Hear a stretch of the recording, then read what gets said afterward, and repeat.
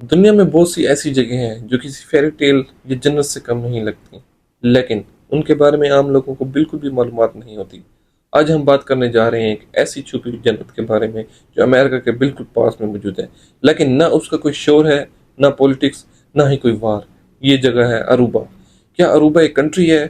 کیا یہ امریکہ کا حصہ ہے؟ یہاں لوگ کیسے رہتے ہیں؟ آئیے سب کچھ جانتے ہیں اس چھوٹی سی لیکن بے پناہ خوبصورت کنٹری کے بارے میں۔ اروبا ایک چھوٹا سا آئی لینڈ ہے جو سیریبین سی میں موجود ہے۔ یہ ساؤتھ امریکہ کا نارتھ اور کوسٹ پر وینزویلا کا بالکل پاس ہے، لیکن ٹیکنیکلی یہ نیدرلینڈ کا پارٹ ہے۔ جی ہاں، اروبا ایک ایٹونمس ٹیریٹری ہے، کنگڈم آف دا نیدرلینڈ کا۔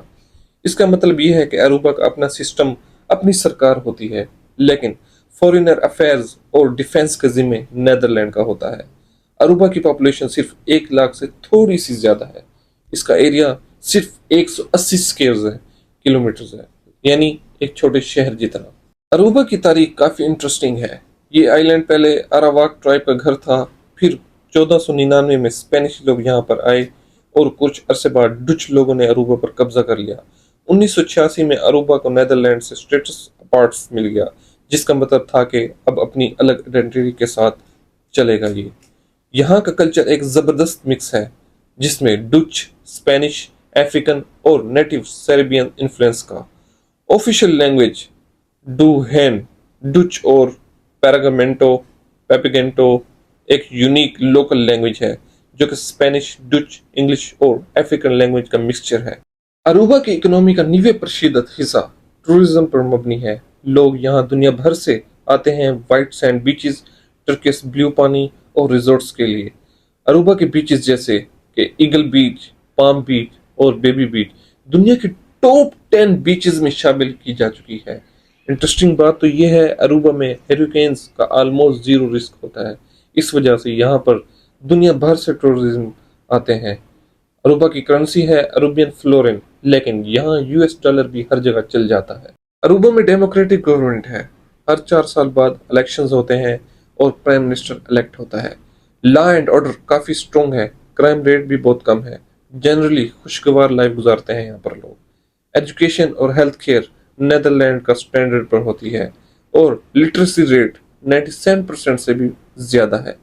یہاں کی زندگی سلو، پیسڈ اور پیسفل ہے۔ لوگ ریلیکس رہتے ہیں، سٹریس کم ہوتا ہے اور لوگ یہاں پر اپنی لائف کو انجوائے کرتے ہیں۔ اروبا کا نیشنل اینیمل ہے اروبن براؤننگ آؤل، جو صرف اروبا میں ہی پایا جاتا ہے۔ یہاں کا ٹیپ واٹر دنیا کے سب سے سیف پانیوں میں شامل ہے۔ اروبا میں میکڈونلڈز کی ڈرائیو تھرو کا مینیو بھی ڈچ اور پیپیمنٹو میں ہوتا ہے۔ اروبا میں لوگ چپل پہن کر آفس میں جاتے ہیں۔ سیریسلی، ویڈیو ختم کرنے سے پہلے ہم آپ کو اروبا کا قدیم دور 1499 بھی بتائیں گے۔ اروبا میں سب سے پہلے اراواک ٹرائب کے لوگ رہتے تھے، خاص کر کے کویتو لوگ، جو ساؤتھ امریکہ وینزویلا سے مائیگریٹ ہوئے تھے۔ یہاں پر لوگ فارمنگ اور فشنگ سے زندگی گزارتے تھے۔ اروبا اس وقت ایک پیسفل اور آئسولیٹڈ آئی لینڈ تھا، نہ کوئی جنگ، نہ پولیٹکس، نہ ہی کوئی وار۔ کیا آپ کو پتا ہے کہ اروبا کو ایکسپلور اور ڈسکور کس نے کیا؟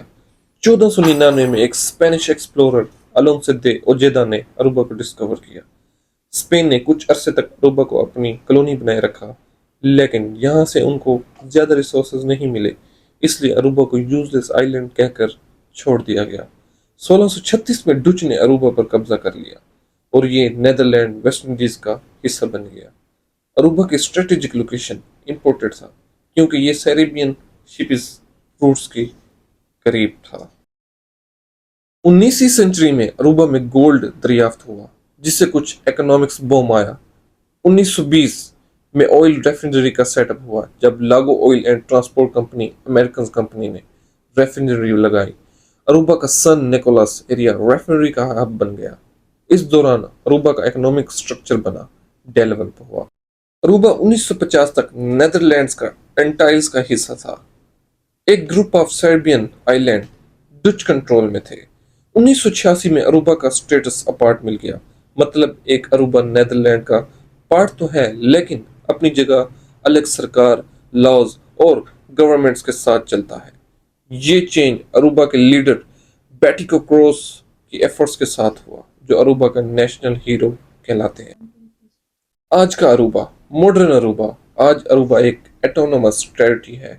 فورین افیئرز اور ڈیفنس نیدرلینڈ سنبھالتا ہے، باقی سب عروبہ کی لوکل گورنمنٹ کے پاس ہے۔